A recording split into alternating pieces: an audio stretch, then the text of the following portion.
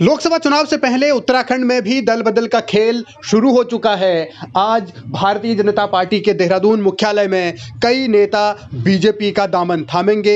मुख्यमंत्री पुष्कर सिंह धामी की मौजूदगी में इन नेताओं को भारतीय जनता पार्टी की सदस्यता दिलाई जाएगी और बीजेपी पूरे देश में जो मिशन चला रही है कि जहां उनकी पार्टी कमजोर है वहां दूसरे दलों के नेताओं को शामिल किया जाए और किसी भी तरीके से अपना वोट बैंक भी बढ़ाया जाए, वोट प्रतिशत भी बढ़ाया जाए और विपक्ष का खेल खत्म किया जाए। तो उत्तराखंड में भी क्या विपक्ष के लिए अब ऐसी चुनौतियां हैं कि भारतीय जनता पार्टी जिस तेजी से आगे बढ़ रही है या उनके यहां ज्वाइनिंग करने वालों की लंबी लाइनें लगी हुई हैं, कई लोग आ रहे हैं, जाने वालों की संख्या बहुत कम है। और ये जो कल नेताओं ने आम आदमी पार्टी से इस्तीफा दिया था, जोत सिंह बिष्ट जो कि पहले कांग्रेस के सीनियर लीडर रहे, उसके बाद आम आदमी पार्टी में उन्हें एक बड़ी जिम्मेदारी दी गई थी, लेकिन अब उन्होंने बीजेपी ज्वाइन करने का फैसला कर लिया है और आज ही वो भारतीय जनता पार्टी में अपने समर्थकों के साथ शामिल होंगे, जिसमें लोहाघाट से पूर्व उम्मीदवार रहे राजेश बिष्ट भी हैं जो आम आदमी पार्टी के उम्मीदवार रहे थे 2022 में। दूसरे भी कई उम्मीदवार ऐसे बताए जा रहे हैं जिन्होंने आम आदमी पार्टी के टिकट पर चुनाव लड़ा था,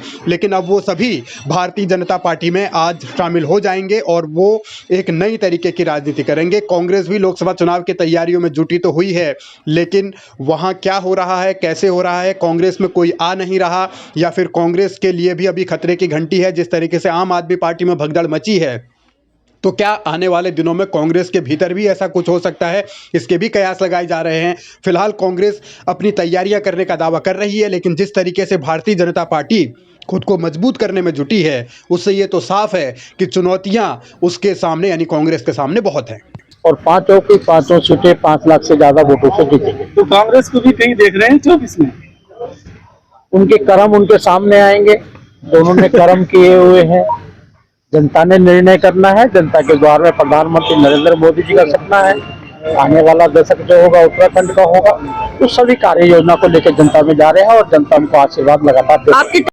बीजेपी कह रही है 5 लोकसभा सीटें जीतेंगे, 5 लाख के अंतर से जीतेंगे। बीजेपी का लक्ष्य ये भी है कि 50% से ज्यादा वोट बैंक उनको मिले, हर सीट पर 50% से ज्यादा मत उन्हें मिले। ये बीजेपी का लक्ष्य पहले से ही है। और अब जबकि चुनाव नजदीक आ रहे हैं, तो भारतीय जनता पार्टी में जिस तरीके से नेताओं को शामिल किया जा रहा है, अलग अलग दलों के नेता जो अपनी पार्टियां छोड़ रहे हैं वो सब बीजेपी में जा रहे हैं। तो ऐसा क्या है भारतीय जनता पार्टी की राजनीति में जो वो सबको अपने साथ ला रही है? आखिर उत्तराखंड में विपक्ष की राजनीति क्या खत्म हो जाएगी? क्या संघर्ष करने वाले नेता सभी सत्ता के लिए ही आगे बढ़ेंगे? क्या सत्ता पाना ही सब राजनेताओं का अब लक्ष्य रह गया है और सत्ताधारी दल के साथ जुड़कर ही अपना भविष्य सब लोग सुरक्षित समझ रहे हैं? ऐसे कई सवाल हैं जो उत्तराखंड की राजनीति में भी अब उठने लगे हैं। फिलहाल तो यही है कि भारतीय जनता पार्टी अपना कुनबा बढ़ा रही है और विपक्ष लगातार कमजोर हो रहा है। तो फिर कैसे अब कांग्रेस इसको काट पाएगी, कैसे कांग्रेस इसका तोड़ निकालेगी, इंतजार इसका भी है। लेकिन सवाल यही है कि उत्तराखंड के लिए, उत्तराखंड की सियासत के लिए